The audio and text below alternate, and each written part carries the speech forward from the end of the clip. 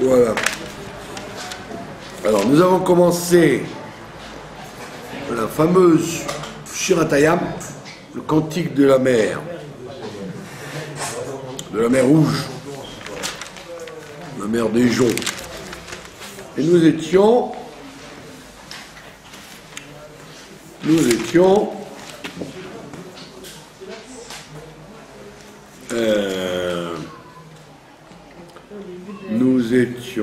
au Pasuk Charoncha Overov Geoncha Taros Kamecha Teshalach Oncha Yochlemo Kakash. Oui. Après, Uveruach Apecha, et avec ton esprit de colère, Uveruach Apecha, Ne'er Mumaim, par ton esprit de colère, Ne'er Mumaim, les eaux ont tremblé, Nitsevu Kemoned Nozlim, Nitsevu Kemoned Nozlim, elles se sont tenues comme un mur. Si vous avez remarqué, dans le rite, enfin dans les sidours de Chabad là, les sidours neufs en tout cas, il y a une petite étoile au-dessus du tzaddik de Nitsevu, d'accord? Pourquoi ils mettent des étoiles? Pour indiquer ce qu'on appelle le Sheva Na, les Sheva Nach. Le Sheva, comme on l'a dit plusieurs fois, c'est une voyelle qui des fois se prononce, des fois ne se prononce pas. D'accord? Alors quand il est Na, on l'appelle Na, avec Ain, quand il est mobile, il se prononce. Quand il est Nach, quand il est reposé, il ne se prononce pas. D'accord? Alors les Ashkenazim qui prononcent mal, ils le bâclent. Les Sfaradim font très attention à ça, et les Témanim bien sûr, bien évidemment. Mais dans la logique, il faut faire attention. D'accord? Donc il y a des règles de Sheva Na et Sheva Nach. Quand un Sheva est au début d'un mot, il est toujours Na. Il se prononce toujours. C'est pour ça qu'il y a l'étoile. Donc les gens qui disent Bseder, ce n'est pas, c'est pas propre. Il faudrait dire Beseder. Puisqu'il est au début du mot. Parce qu'au début d'un mot, le Sheva se prononce toujours. D'accord? Alors, la plupart des gens bâclent. Ils disent Tzedaka, Nche, ou Binotrabad, à tes souhaits. Nche. Alors qu'il faudrait dire Neche, Tzedaka, Tefili, Tefila. Voilà, Shelomo. Vous voyez bien que la plupart des gens bâclent le schéma du début du mot. D'accord? Très souvent les gens disent Shlomo, Shlomo Amelech. Il faudrait dire Shelomo Amelech. Donc Bekitsu, ça c'est le cas classique du schéma qui se prononce, il est au début d'un mot. Maintenant, il y a des cas où il n'est pas au milieu d'un mot, il se prononce quand même. Et quand il se prononce au milieu d'un mot, quand il est en début, c'est une nouvelle syllabe. Donc ici dans le mot Nitsevu, vous voyez qu'il y a une étoile parce que Ni c'est une syllabe, Tse c'est une deuxième syllabe, Vous une troisième syllabe. Donc c'est pas, le tzaddik n'est pas la fin de Ni, il est le début d'une nouvelle syllabe. C'est pas Nitz, Vous. C'est Ni, c'est Vous. C'est trois syllabes. Il ne se prononce pas quand il la fin de la syllabe d'avant. D'accord? Bon, évidemment, tout ça, c'est une question d'habitude, parce que ce sont des règles de grammaire, mais les gens les connaissent ou ne les connaissent pas. Mais quand on a l'habitude de l'hébreu, on finit par deviner que c'est toujours comme ça. Nitsevu, kemo, voyez, on dit kemoned, on ne doit pas dire kmo, kemoned. Nitsevu kemoned nozlim, donc les eaux se tenaient, Nitsevu, c'est la chaîne de Nitzavim, se tenaient kemoned nozlim comme un mur de liquide, d'accord? Donc c'était comme les chutes du Niagara, vous voyez, c'était un mur et qui coulait. Voilà. Kafou, il ne faut pas dire automatiquement, il faut dire kafou, il ne faut pas dire kafou. C'est pas kafou, c'est kafou. Le P se prononce, c'est pas kafou, Ah, c'est cafou. kafou. Moi j'aurais dit cafou. Ça a congelé. Congelé, oui. Donc, kafou, ça a congelé. Ça a été gelé, t'es en mode Beleviam. C'est pas le même nom, le même mot. Cafou. Cafou. Kafou, la congélation, oui. Ben C'est oui. le même, non? Le kafou, c'est pas kafou. Kafou. Donc elles étaient gelées, les eaux étaient gelées. Théomote, des abîmes marins. Beleviam en pleine mer. Amaroyev, l'ennemi a dit, il a dit l'ennemi, Erdof, là voilà, vous voyez bien qu'il n'y a pas d'étoile, donc c'est Erdof, c'est pas Eredof. Parce que c'est la fin de la syllabe de Erdof. Vous avez compris? Comme c'est la fin de la syllabe, il y en a deux, il n'y a que Erdof, il n'y en a pas trois. Donc on ne dit pas Eredof. Erdof. Je poursuivrai, Erdof, c'est-à-dire je poursuivrai Assig, je les atteindrai, Achalek Shalal, et je partagerai le butin. Shalal, c'est ce qu'on gagne quand on fait une guerre, ce qu'on prend à l'ennemi. Timlaemo Nafshi, mon âme va être remplie de eux. Timlaemo, ça veut dire de Timla Mikem, ça aurait dû être. Timla Mikem. Mon âme va être remplie d'eux. C'est-à-dire des gens que je vais exterminer, quoi. C'est ce que l'ennemi disait. Arik Harbi, je viderai mon épée, je la sortirai du fourreau.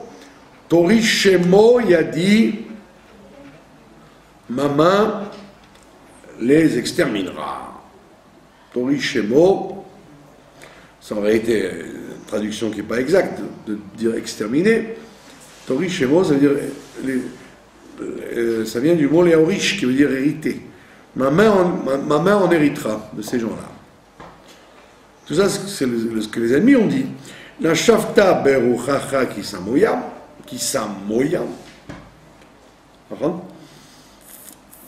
Et donc, Nashafta beruchacha, tu as soufflé l'inchof, c'est un souffle, le souffle du serpent.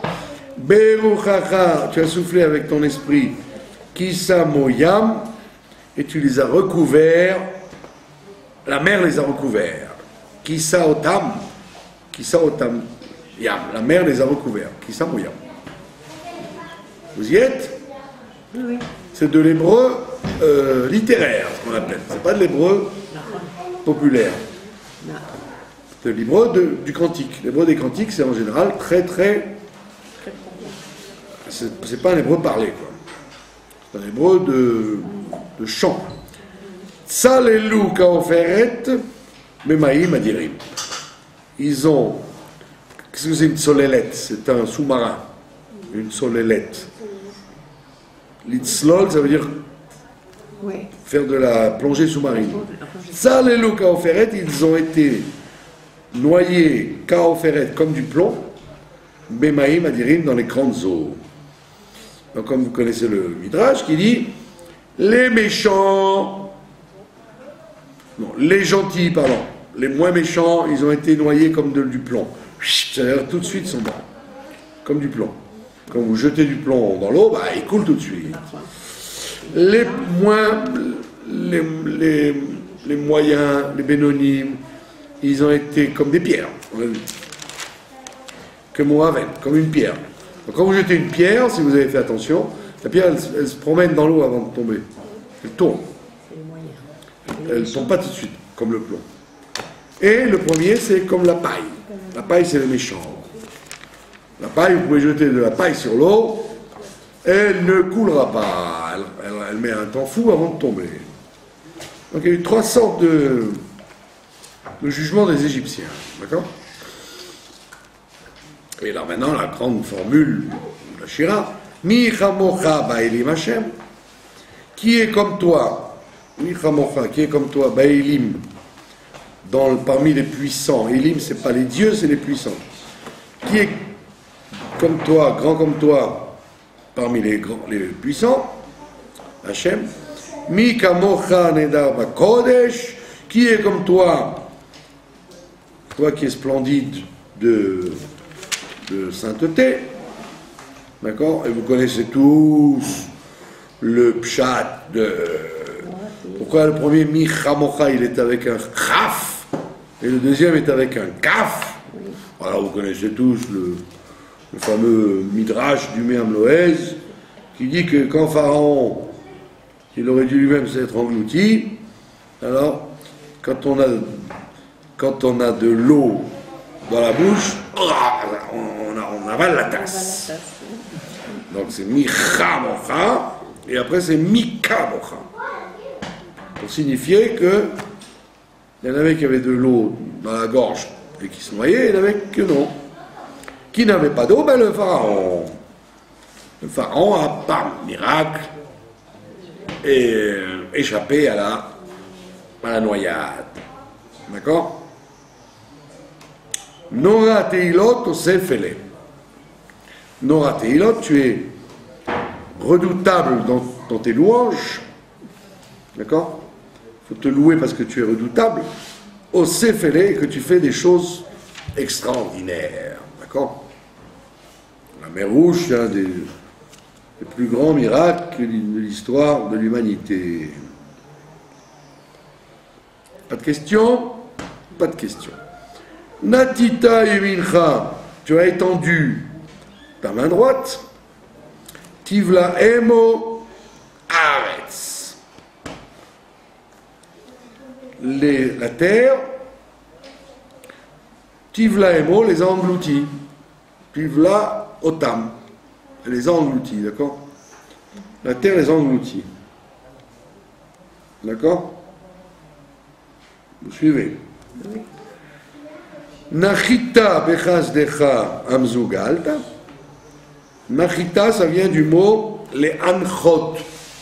Ça vient pas du mot la noire qui veut dire se reposer. Ça vient du mot les anchot qui veut dire diriger. Un manché, c'est un présentateur de conférence. Un manché, c'est lui qui présente, il dirige le spectacle. D'accord? C'est une anchaya, ça s'appelle. Une direction. Donc, Nachita, tu as dirigé Bechazdecha dans ta bonté, Amzu Galta, ce peuple-là, Galta, que tu as sauvé, Nehalta, tu les as conduits, les Nahel, un Menael, c'est quoi un Menael? C'est un Menael, c'est un directeur de l'institution. Donc, les Nahel, ça veut dire diriger, conduire. Tu les as conduits, Ozcha, vous voyez, il faut dire Ozcha et pas Oscha. Il faut prononcer le Sheva du Zayin. Ozcha. El Neve Kochecha, tu les as conduits dans ta force, dans la splendeur de ta sainteté. D'accord? C'est-à-dire, c'était, comme dit le Midrash, qui devait mettre 11 jours pour traverser le désert pour rejoindre la terre d'Israël. D'accord? Depuis le Sinaï jusqu'à Eretz Israël, il devait mettre 11 jours de voyage. 11 jours, ouais. Et au lieu de ça, ils ont mis 40 ans. D'accord? Shamuamim Irgazoun, les peuples ont entendu Irgazoun et ils se sont mis en colère, comme Sadat hier soir quand il a... Non, pas Sadat, comment il s'appelle? Assad. D'accord? Quand il s'est mis en colère parce qu'on lui a... Parce que le Danemark a tiré sur ses missiles. D'accord? Donc ça s'appelle se mettre en colère. Mais le roguez, ça veut dire une colère impuissante, comme les gosses, vous savez, qui tapent des pieds. Être broguez, c'est une colère qui sert à rien, quoi. Banal. D'accord? Comme les enfants ou comme les gens qui peuvent rien faire. Donc, Shamu Amin, Irgazou, les peuples ont entendu et ils se sont mis en colère. Chilachaz Yoshve Plachet. Chil, ça vient du mot Chaïl, qui veut dire Chayal, qui veut dire la force. Une force les a attrapés aux habitants de Plachet, c'est-à-dire les Philistins. Comme ils n'étaient pas loin, ils ont eu très peur d'être envahis eux-mêmes. Les habitants de Philistie, c'est-à-dire le Gaza, quoi. Les Philistins habitaient à Gaza. Comme aujourd'hui les Palestiniens, ils habitent à Gaza, quoi. C'est la même chose. Az nivalu alufedom. À ce moment-là, les princes d'Édom ont tremblé. D'accord? Alors il y a un midrash qui dit que les princes d'Édom, c'est vraiment de Édom, c'est-à-dire ce qui est la Jordanie aujourd'hui. Il y en a qui disent non, il y a nous fait Édom, c'est-à-dire toutes les nations qui allaient sortir de Édom, les Romains, les Russes, les Américains, les Allemands, tout ce qui descendrait d'Édom, ils ont eu peur à l'avance, ça veut dire. Ils ont craint ça, ils ont craint pour eux. Et il est Moab, Yochazemu Ad, il te dit, les Élim, les dirigeants de Moab, Yochazemu Ra'ad, ils ont été attrapés par un Ra'ad, par une frayeur, par un tremblement. D'accord? Namogu Kol Yoshvei Canaan, tous les habitants de Canaan ont fondu. D'accord? Ont fondu. Donc c'était un phénomène de frayeur internationale. Tipol alehem et matava fachat.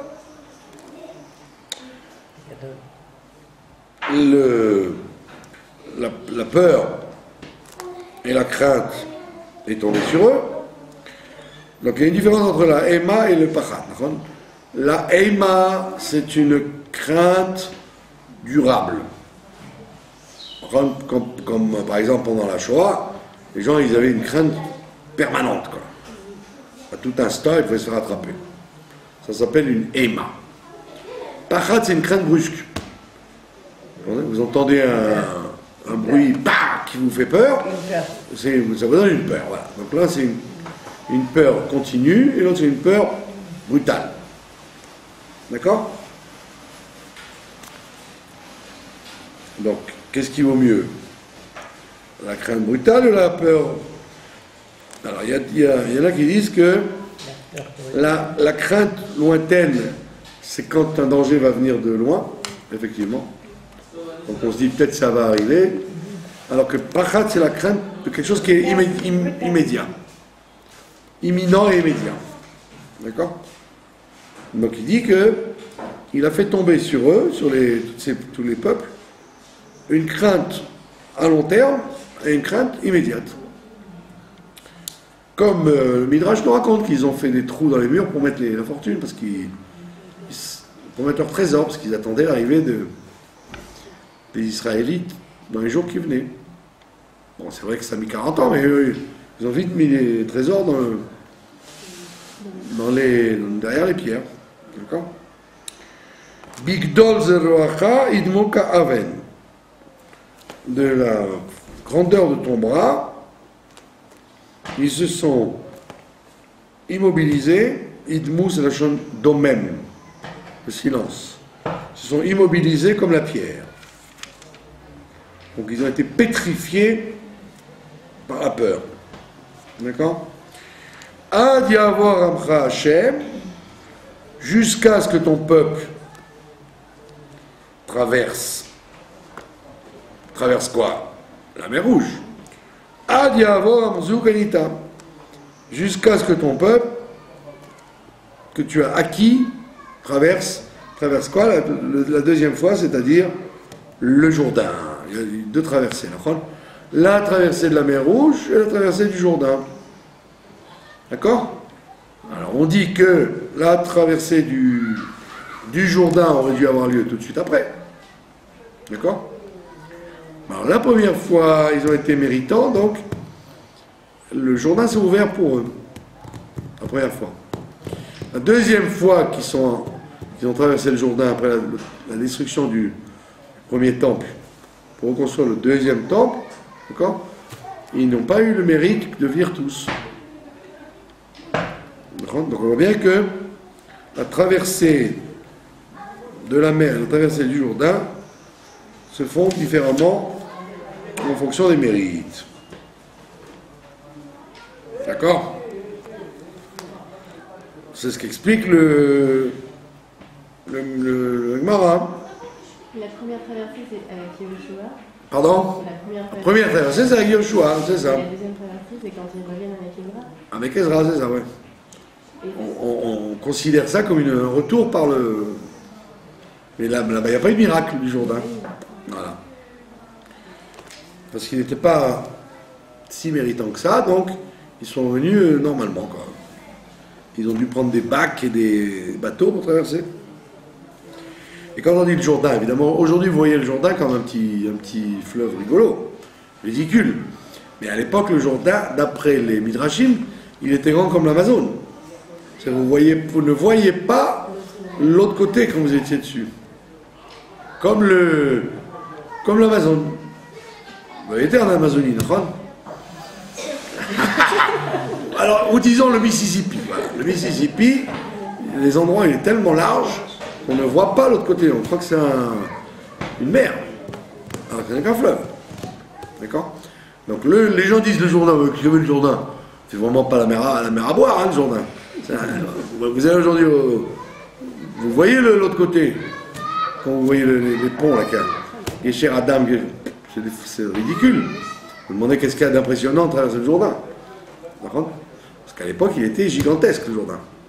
Tout était gigantesque. C'est pour ça que la définition d'Eretz Israël a changé à travers les siècles. Puisque Eretz Israël s'appelle une terre, une peau de chagrin.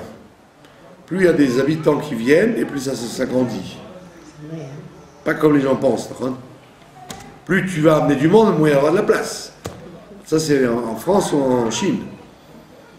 Mais en Israël, non. Plus vous amenez des gens, et plus il y a de la place.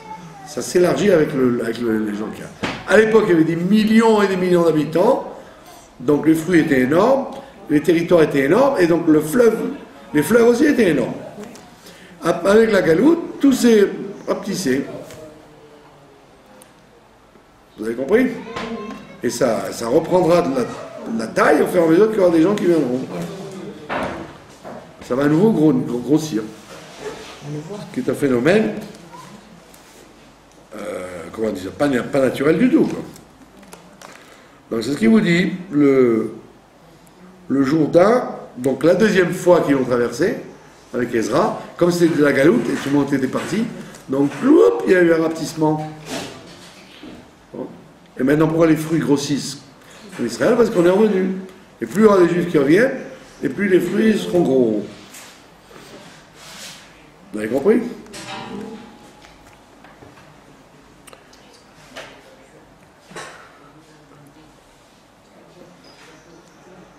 Bon, c'est également ce que la Gemara nous dit que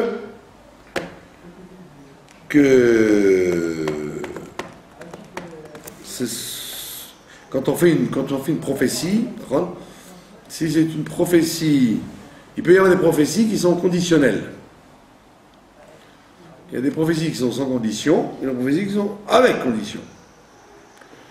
Donc quand le prophète prophétise, il doit préciser à ceux qui l'écoutent si ce qu'il dit est sans condition ou pas. Je vous donne un exemple.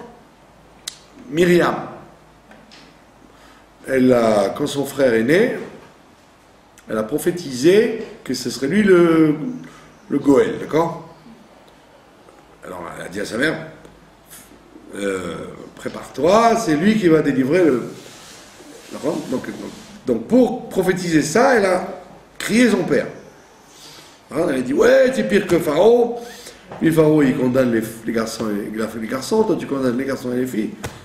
Mais du fait qu'elle a crié sur son père, il a repris sa mère, et grâce à ce remariage, Moshe est né.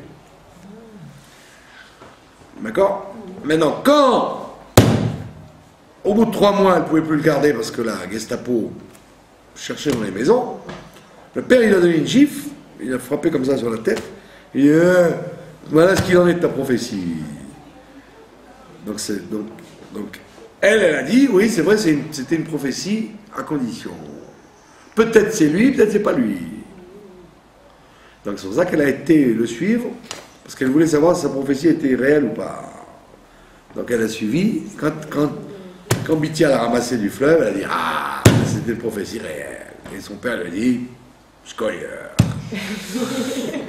Au début il a giflé, après il a dit, bravo, tu es une vraie prophétesse. Elle avait 5 ans. Après, les idiots vous diront, oui, là, le judaïsme, il dit toujours que les femmes, elles sont rien. Depuis Chava jusqu'à aujourd'hui, les femmes, elles ont toujours tout dirigé. Alors, arrêtez de nous fatiguer. Quoi? C'est vrai ou pas? À tous les pages, on voit c'est les femmes qui dirigent dans le judaïsme. D'accord? Et on dit, le judaïsme, il met les femmes de côté. Quel côté? De quel côté il met les femmes? Elles sont partout, les femmes. D'accord? Seulement, elles sont très fortes. Parce qu'elles se font passer pour des comme les espions. Elles sont très discrètes. Elles dirigent tout. Et voilà, la preuve, c'est que Myriam, à 5 ans, elle a donné une leçon à son père, qui était le chef de la génération. Ce n'était pas un monsieur de quartier. C'était le chef du Sanhédrin et ben pourtant elle avait une prophétie plus forte que lui. Donc on lui donne tout à Myriam, d'accord? S'il n'avait pas écouté sa fille, Moshe ne serait pas né. D'accord? Etc., etc.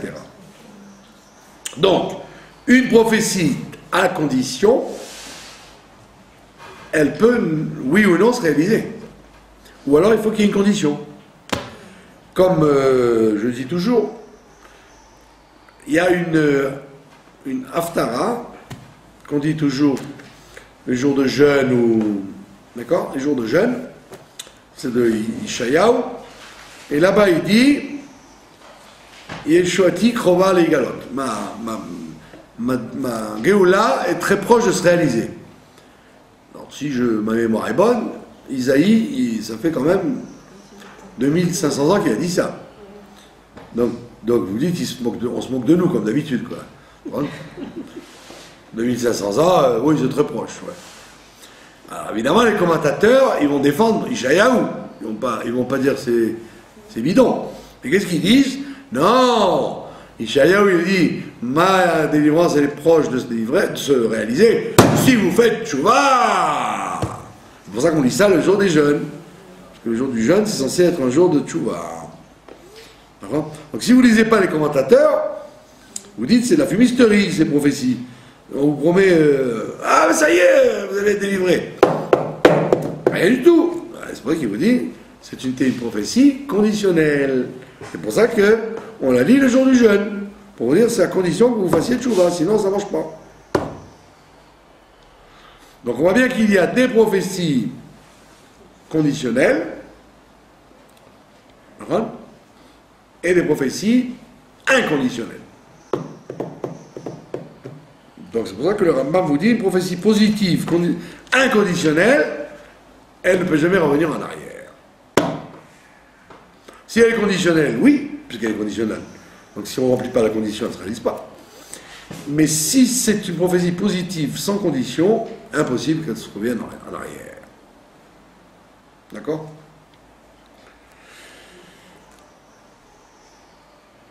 Voilà, c'est de là qu'on apprend, de ce verset-là.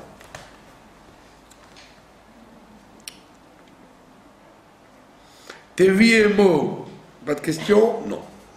Teviemo, Metita Emo. tu les as amenés, ta vie au tam, tu les as conduits, tu les as amenés. Vetita emo, et tu les implanteras. Tu les planteras.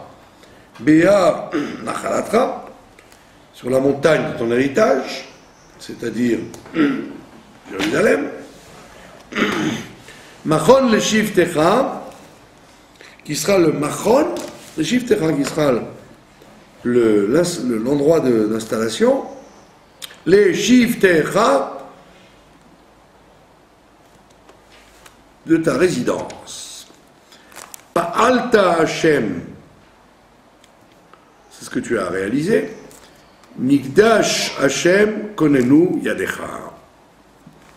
Le temple de Dieu, tes mains l'ont fabriqué. Le chonen, ça veut dire installer, fabriquer. D'accord ? Donc, tes mains l'ont fabriqué. Alors évidemment, il y en a qui disent qu'il s'agit du troisième temple.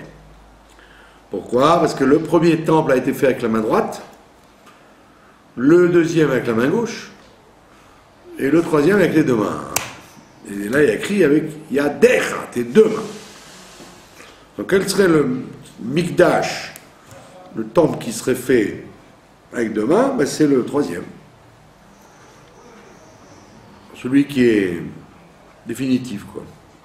D'accord ? Donc ça veut dire que dans la Shira, on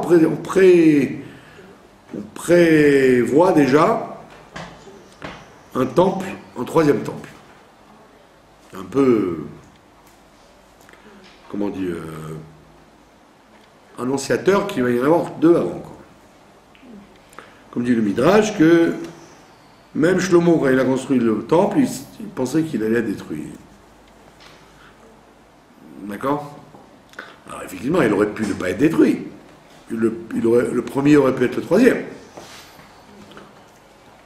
Bon, telle n'a pas été l'histoire. Hashem imlor leolam vaed, Dieu régnera à l'éternité. Quand est-ce que Dieu régnera à l'éternité ? Quand il y aura le troisième temple. C'est pour ça qu'on dit ça. Et on le dit deux fois. Pourquoi on le dit deux fois ? On a déjà vu ça avant. Quand on dit deux fois un verset, c'est pour marquer que c'est fini.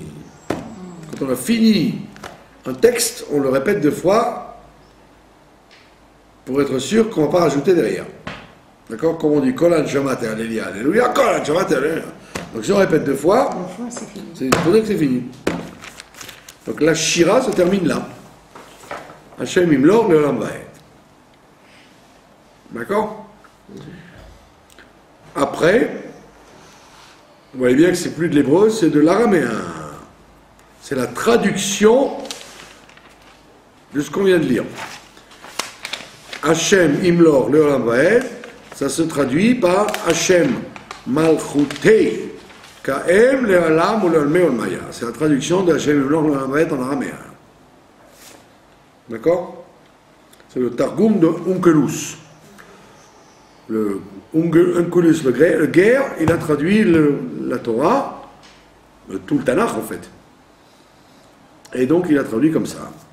Hashem malchutei, alors ta royauté, Kaem, va s'installer, les Alam ou les Almei Olmaya, pour maintenant et pour toujours. C'est comme ça qu'il a traduit. Qui va sous Paro? Qui va sous Paro? Parce qu'est venu les chevaux de Pharaon. Comme Rachid nous dit, quand une chose est très nombreuse, on le dit au singulier. Quand on dit chor, ça ne veut pas dire forcément le taureau, ça veut dire tous les milliers de taureaux. Et la même chose, quand on dit sous, il n'y avait pas un seul cheval, il y avait des milliers de chevaux. Qui va sous Paro? Quand est venu le cheval, les chevaux de Pharaon, Berichbo, avec ses voitures, Rechev, c'est une voiture, c'est des chars, Uvefarashav, et ses cavaliers, Bayam, dans la mer. Yashev Hashem Alehem et Me'ayam. Et Dieu a remis sur eux les eaux de la mer. Ouvnei Israël alchou Bayabasha. Et les Bnei Israël ont traversé à pied sec, Betor Hayam, à l'intérieur de la mer. Vous vous rappelez au début,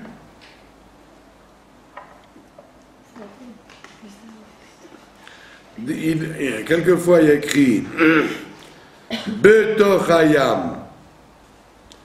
Vous voyez derrière, avant de commencer la Shira, il y a écrit Betor Hayam Bayabasha.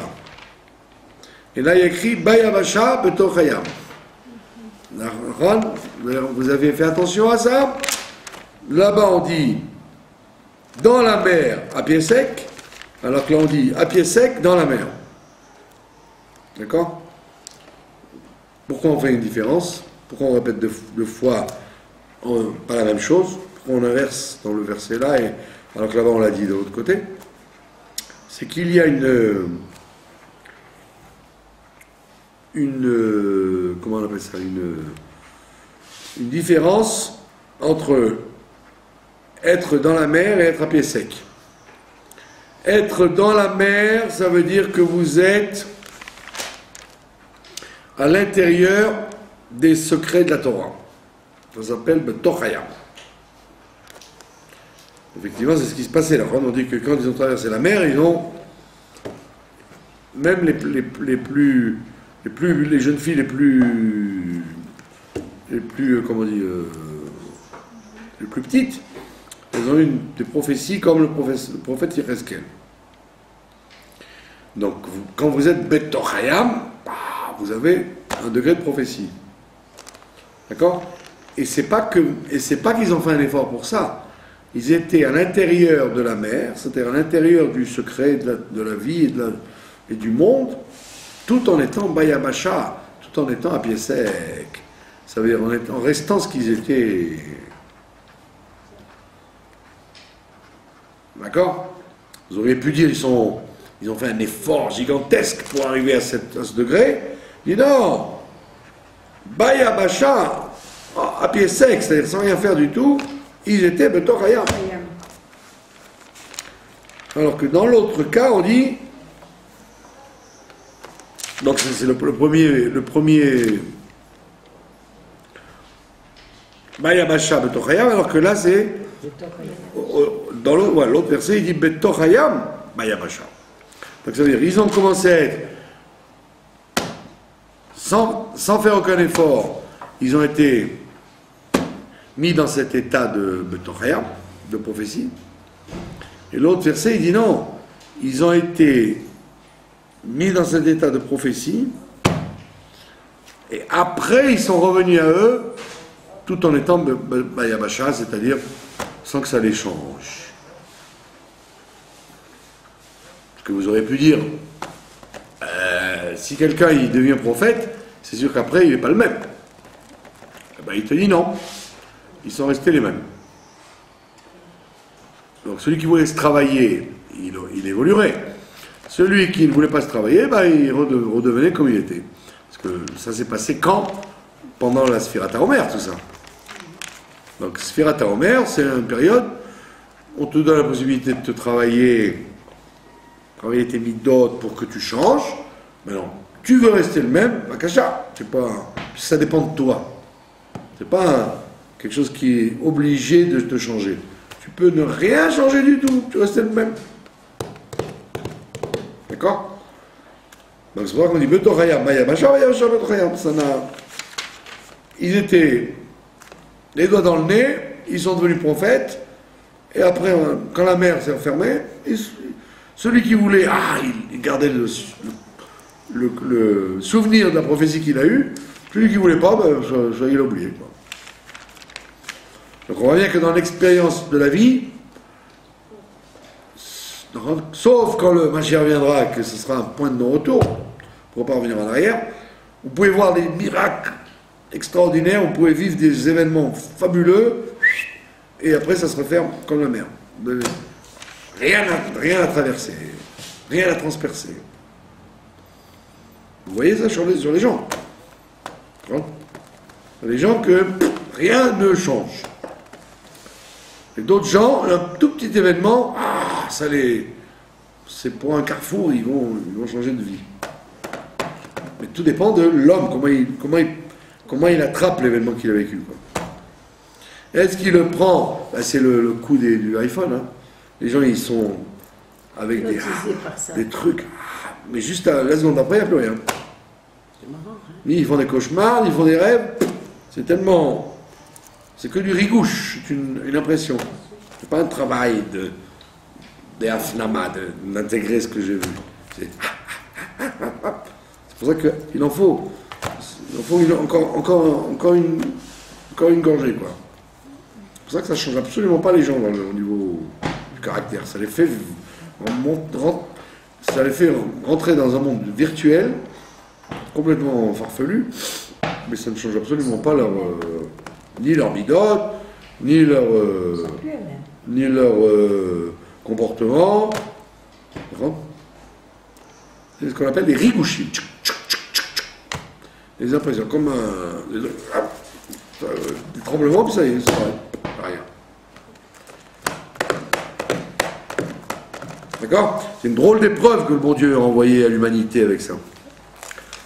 Comme il n'y en avait pas assez, alors il fallait bien rajouter un peu de poivre et de sel à la galoute. Comme ça, les gens sont encore plus motivés à étudier la Torah et à... Il y a tout à fait. It's a big problem. Qui l'Hachem Amloucha?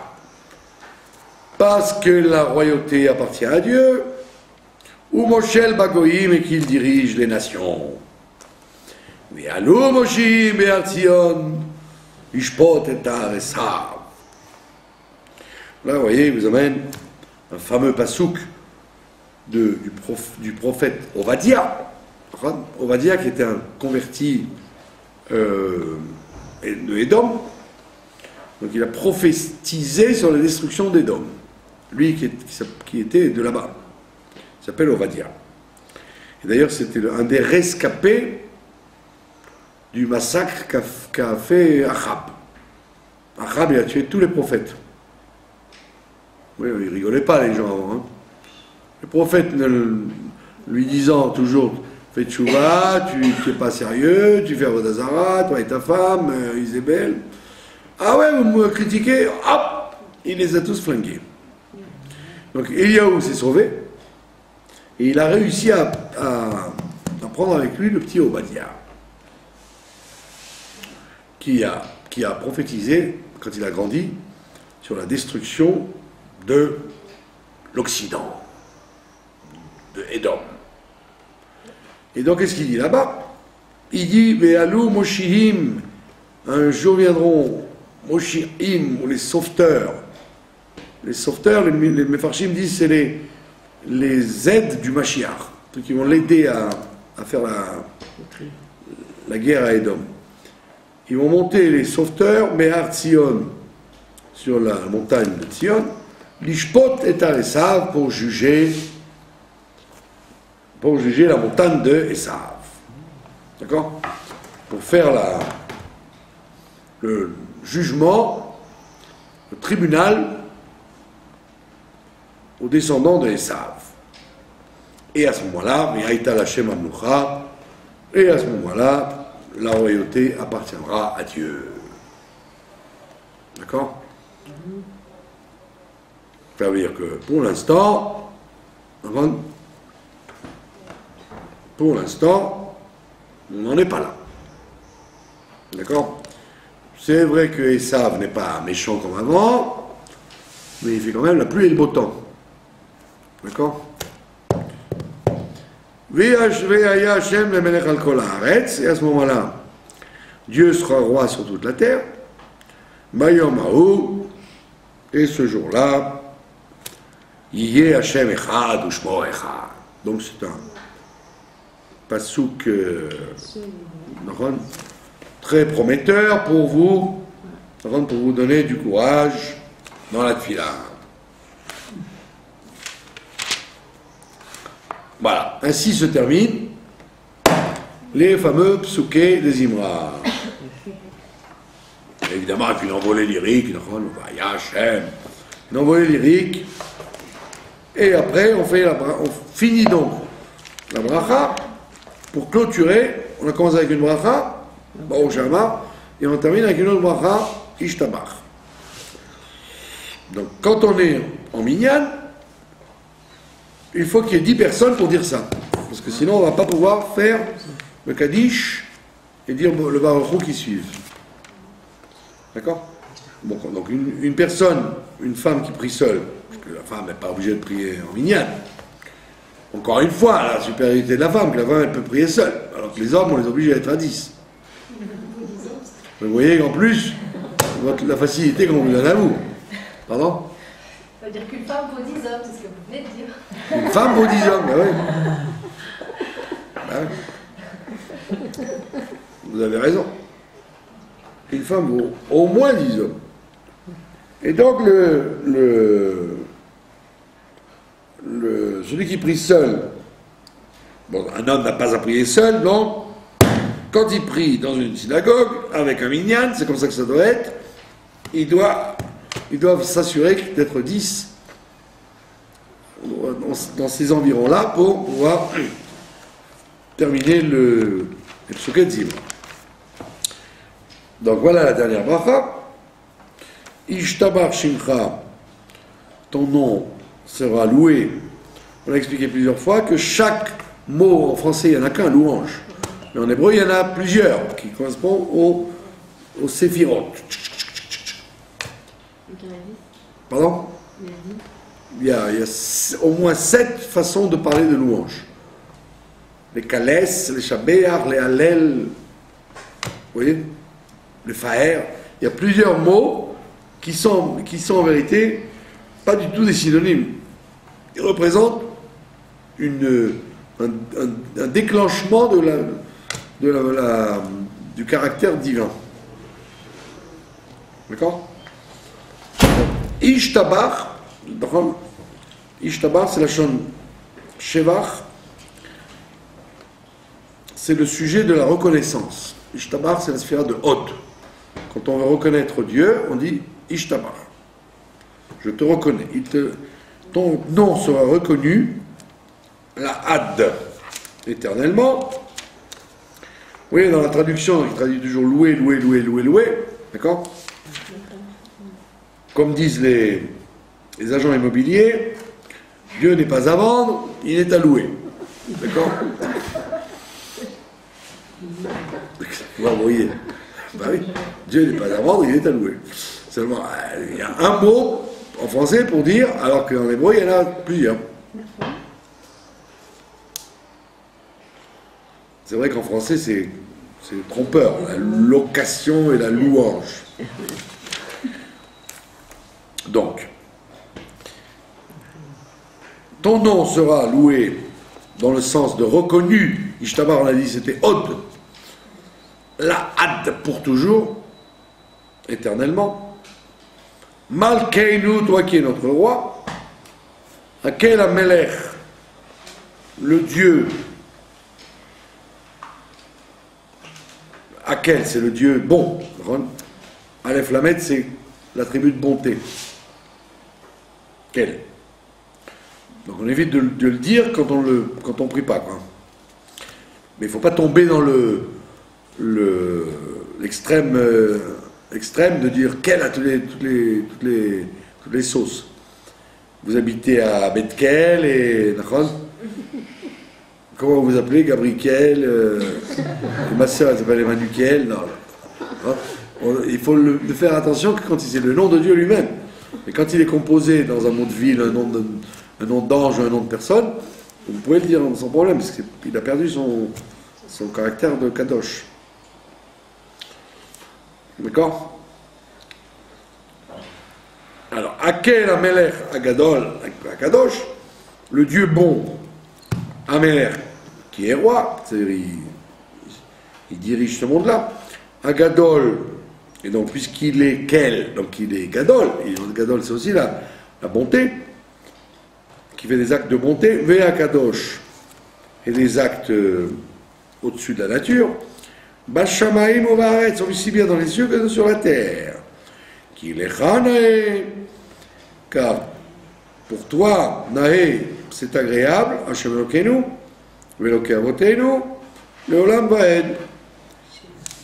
C'est-à-dire que Dieu aime ce qu'on le loue. D'accord? Dieu aime être loué. Pourquoi Dieu aime être loué? Il a besoin de tsumi, il a besoin qu'on lui fasse comment on appelle ça, des câlins. D'accord? Non, parce que le bon Dieu, il dit, si tu me reconnais pas, tu passes à côté du problème, quoi. Donc il y a écrit, c'est agréable pour Dieu d'être loué. Pas parce qu'il aime être loué, mais parce que si tu le loues, ça veut dire que tu as compris qui c'est qui a déclenché la chose. D'accord? Pourquoi il y a écrit que quand quelqu'un il perd un être cher, il doit aussi louer Dieu. Bon, quand Hachem, Dayana Emet, il doit dire. Donc ça veut dire quoi? Parce que sinon tu vas, comme dans la paracha de Bechukotai, tu vas croire que c'est du hasard. Dieu n'était pas à l'hôpital quand la personne est morte. Mais non, c'est le bon Dieu qui l'a tué. C'est l'ange de la mort, il ne travaille pas tout seul. D'accord? Donc, quel que soit le phénomène auquel tu assistes, tu dois louer Dieu. Le reconnaître, le louer avec joie, le louer avec peine, le louer avec splendeur. L'homme est jamais l'essentiel, tu dois toujours le mettre dans la sauce, quoi. D'accord? Et Dieu, il te dit, j'aime ça, parce que tu as compris. Si tu dis, comme dit le Rambam, qu'une chose arrive par hasard, il n'y a pas plus grande cruauté que ça. Si tu dis qu'une chose arrive par hasard, plus grande cruauté, parce que tu fermes la porte de la tchouva. Les problèmes n'arrivent pas parce que Dieu est méchant. Les problèmes arrivent parce que c'est toi qui les as déclenchés. Donc on te dit, reprends les choses en main. Donc si tu dis non, c'est du hasard, alors à ce moment-là, tu n'as aucune chance de changer quoi que ce soit.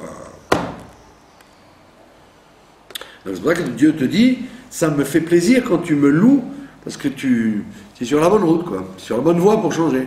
Sinon, tu vas dire, bon, ouais, ça s'est mal passé, oh, c'est le hasard. Ça s'est bien passé, c'est le hasard. Ça marche pas. C'est pas bon. Tu es cruel. Parce que tu n'as aucune chance de changer les choses. D'accord? Donc voilà pourquoi il y a écrit Dieu aime être loué. Le Chanae, c'est agréable pour toi. Hashem Elokeinu, Veloke Avotenu, et on va être pour toujours d'être loué. Qu'est-ce que tu aimes? Alors, Shir ou Jvacha. Tu aimes le chant et la louange. Tu peux louer Dieu sans chanter, et tu peux chanter sans louer Dieu. Et on te dit d'en faire les deux. Tu peux chanter sans louer Dieu, d'accord? Les Beatles, ils chantent sans louer Dieu. Ils chantent pour chanter, d'accord? Pourquoi vous riez? Vous pouvez chanter des choses intelligentes ou des bêtises ou des choses carnelles ou des choses qu'on va jeter, mais ça s'appelle une chanson. Alors il y a le shir et il y a le shevach. Vous pouvez louer Dieu sans le chanter et vous pouvez le chanter sans le louer. Comment ça va? Bon, Hachem, vous n'avez pas le chanter, vous avez le louer. D'accord? Le plus dur, c'est de le louer en chantant. C'est pour ça qu'on prend les psaumes, c'est le plus facile. D'accord? C'est le plus facile. Shir Ujvacha, chanson et louange, Hallel Vezimra, et le Hallel, c'est pas comme le Shevar. Shevar, on a dit que c'est Od. Le Hallel, c'est la mida de Netzach. Ça veut dire la victoire. Faire le Hallel, ça veut dire quand on a gagné, c'est pour ça qu'on fait le Hallel, quand il y a eu une victoire. Hanouka, Pessah, d'accord? Quand il y a une victoire de Dieu sur quelque chose, on appelle ça le Hallel. Alors quand on veut reconnaître la grandeur de Dieu, c'est un Shevach. Donc il te dit, tu chantes sans musique, tu chantes sans orchestre, pour me reconnaître, Hallel Vezimra, tu me chantes un chant de victoire, Vezimra avec la guitare. Alors, Vezimra, on a dit, c'était la musique, les instruments. D'accord?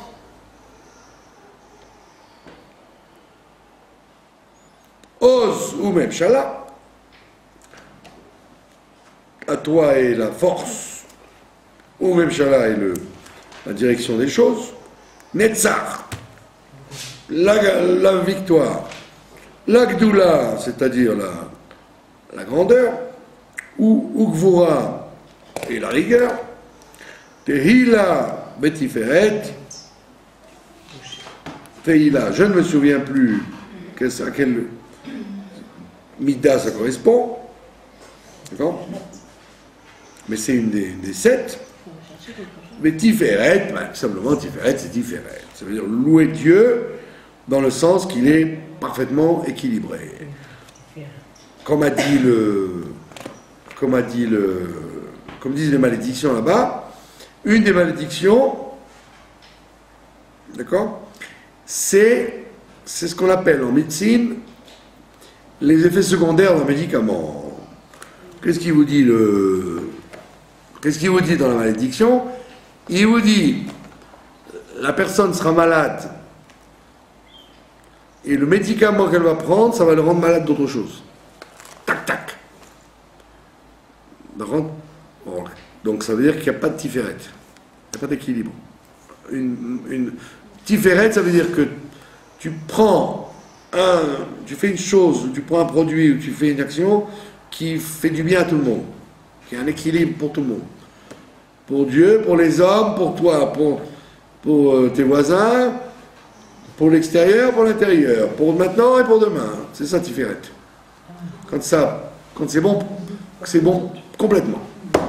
Quand il y a un bug, que tu t'es pris un médicament parce que tu avais mal au pied gauche, et que ça t'a déclenché une douleur au rein, ou ce que je sais, moi, ce qu'on appelle les complications. Ça s'appelle une malédiction.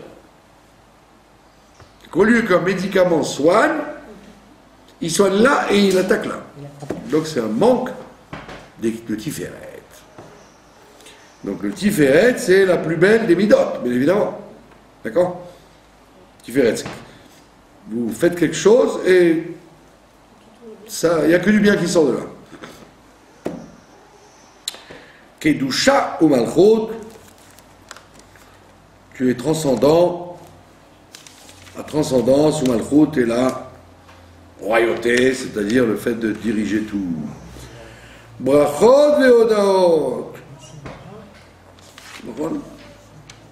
Tu déclenches les bénédictions, Veodaot et les reconnaissances, le Shimcha Agadol pour ton grand nom, Ve'akadosh, ou Meolam Adolam Atakel, et de monde en monde, ou d'éternité en éternité, Ata, elle, tu es bon. D'accord? Tu es bon. On dit que c'est Abraham Avinu qui a déclenché dans le monde le Shem Kel. D'accord? C'est pour ça que son fils, qui nous fait suer jusqu'à maintenant, Ishmaël, Dieu l'a écouté, Dieu l'écoutera. C'est pour ça que les Arabes ils prient tout le temps. Ishmaël, Dieu l'écoutera. Les Arabes dans le monde, vous voyez bien qu'ils n'ont aucune honte de prier devant la tour Eiffel, mettre le tapis sous la tour Eiffel et prier. Dans le monde entier, les gens qui s'attachent à l'islam, ils n'ont jamais honte de prier Allah. C'est de la folie, ça. Alors que les extrêmes orientaux, ils sont discrets, les chrétiens, ils veulent rentrer dans l'église, les juifs, ils ont honte de... Pas un juif aux Champs-Élysées. Non. Tous les êtres humains, ils ont en général une pudeur par rapport à la prière. les musulmans, Là où ils sont. sont capables dans l'avion de se prosterner, même si l'hôtesse elle passe. Et donc c'est une grande force qu'ils ont. Ishmael, Dieu les entendra. C'est pour ça qu'ils ont eu la force de nous faire suer, et qu'ils continuent encore depuis Abraham Avinu, quoi, depuis son fils. D'accord? Baruch Ata Hashem, donc soit attiré ici, et toi éternel, quel Melech Gadol, donc il résume ce qu'il a dit avant. Quel Melech Gadol, Umeulal Batish Bachot, il a répété exactement tous les attributs qu'il a donnés avant de faire la bracha. Quel Avdaot, Adon Aniflaot, là il rajoute un détail qu'on n'avait pas vu, le maître des prodiges. D'accord? Toi qui es le maître des prodiges, Boré Kol HaNeshamot, qui crée les Neshamot. Donc, vous savez très bien qu'une Neshama, elle a plusieurs niveaux. Donc quand elle rentre dans le monde, on l'appelle Neshama. Avant, elle est fusionnée dans le monde qui n'est pas créé, mais dès qu'elle devient créée, elle s'appelle Neshama. C'est pour ça qu'il dit Boré. Boré Kol HaNeshamot. Il crée toutes les Neshamot. Ribon Kol HaMaasim. Il est le souverain. Ribon, c'est pas comme Adon. Adon, c'est le maître, et Ribon, c'est le souverain. Ça veut dire qu'il fait ce qu'il veut. Quand vous avez un Adon, c'est que vous avez un esclave en face. Donc il y a le Adon et le Eved. Le Ribon, c'est le souverain. Ça veut dire qu'il fait ce qu'il veut. Il peut. Ribonout, c'est la souveraineté. C'est-à-dire être maître de son territoire. Être Ribon. Donc un Adon, il devrait être un Ribon. D'accord? Mais ce n'est pas toujours le cas. Ribon Kol HaMaasim, il est le souverain Kol HaMaasim de toutes les actions. Abocher Beshirei Zimra, et il a choisi des chansons, celles qu'on a faites, quoi, donc, ce qu'on vient de faire, les Teilim, etc. Il a choisi tous ces cantiques là en question. Melech Yachid, qui est un roi unique. Chei Haolamim. Alors là, nous disons Chei Haolamim. D'accord? Il y a des rites chez les Sfaradim, ils disent Chai Haolamim. Une grande marloquette, la Kabbalah, quoi. Doit-on dire Chei ou Chai? Quelle différence? Si vous dites Chei Haolamim, ça veut dire la vie des mondes. La vie des mondes. Alors, Chai Haolamim, donc Chai Haolamim, c'est-à-dire qu'il est la vie des mondes, ça veut dire que le monde est imprégné de sa vitalité, quoi. Chai Haolamim. Si vous dites Chai Haolamim, c'est-à-dire que la vitalité, elle est déconnectée des mondes. Donc ça change tout. Si vous changez la voyelle, vous ne parlez pas de la même chose. D'accord? Donc, qu'est-ce que vous n'avez pas compris? Pourquoi se déconnecter? Parce qu'on dit Chai, il est vivant, Haolamim pour les mondes. Donc il y a lui, et en passant, il fait vivre les mondes. Alors si vous dites Chei Haolamim, il est la vie des mondes. Ça change tout. Vous avez compris? Bon, effectivement, vous allez dire, si vous êtes cartésien, vous allez dire un des deux se gourre. Un des deux se trompe. Hein, il y a une erreur dans l'histoire. Quelque part, il y a une erreur qui est passée. Pourquoi ceux-là on dit comme ça et ceux-là on dit comme ça? Il n'y a pas une tradition depuis Moshe Rabbeinu, depuis, comment on appelle ça, la Knesset Agdola qui a fait les tfilotes. D'accord? En vérité, vous pouvez très bien, oui, il y a peut-être une tradition qu'on a perdue, parce que sinon tout le monde dirait pareil, mais que la providence fait qu'il y a besoin que des gens disent comme ça, que des gens disent comme ça. Vous avez compris? Quand on prie toujours au pluriel. D'accord? Ouais. C'est ce que je dis à des gens. Ils me disent, pourquoi vous priez tard? Alors j'ai dit, écoutez, le peuple juif, c'est comme un corps. Donc il y en a qui prient au lever du soleil. Donc il y a une qualité qu'il n'y a pas ailleurs. Il y en a qui prient plus tard, il y a une qualité qu'il n'y a pas ailleurs. Il y en a qui prient plus tard, et voilà. Donc c'est-à-dire qu'à chacun a une supériorité sur l'autre. Si tu dis, moi c'est pas bien ce que tu fais, moi c'est bien ce que je fais, t'as tout cassé. Parce que tu as enlevé le fait que chacun avait un poste à un moment donné Donc toi tu me donnes le mérite de prier au lever du soleil, moi je te donne le mérite de prier parce que j'ai préparé la tefila, j'ai fait autre chose plus tard. Donc si toi tu dis que je suis bien et toi tu dis que je suis bien, on a les mérites de tout le monde. Si toi tu dis, toi tu es un bidon et moi je suis bien, t'as tout cassé. Ni ta tefila elle est aimée par Dieu, ni la tefila la mienne elle est aimée par Dieu. Parce que c'est tout un puzzle. Si le bon Dieu avait voulu, il aurait fait la même tête, le même esprit, la même taille. Et c'est fini. Pourquoi il a fait 5 milliards de gens? C'est parce qu'il fallait qu'il y ait 5 milliards de styles. D'accord? Donc c'est ce qu'on te dit. Ceux qui disent Chaya Olamim, ils attirent un degré de Dieu particulier. Et ceux qui disent Chaya Olamim, ils vont attirer un autre degré de Dieu. Est-ce que Dieu est Ashkenaz ou Séfarade? Les deux, mon capitaine. Bon. Parce que Dieu, il est ce qu'on fait de lui. Voilà, vous avez compris. C'est pour ça qu'on doit prier au pluriel. Nous et nous et nous, ça veut vous englober tout le monde. Le Breslev fou, le Chabad orgueilleux, le Séfarade, comment on dit, sentimental, le Litaï impitoyable, tous les styles de juifs que vous connaissez, ils sont unifiés. Et c'est comme ça qu'on fait la perfection du peuple. Vous avez compris? Et si on en enlève un, eh ben on casse l'équilibre.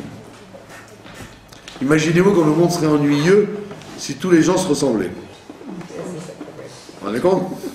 Alors au moins il y a du choix, quoi. Merci. Voilà, merci de votre attention. Merci.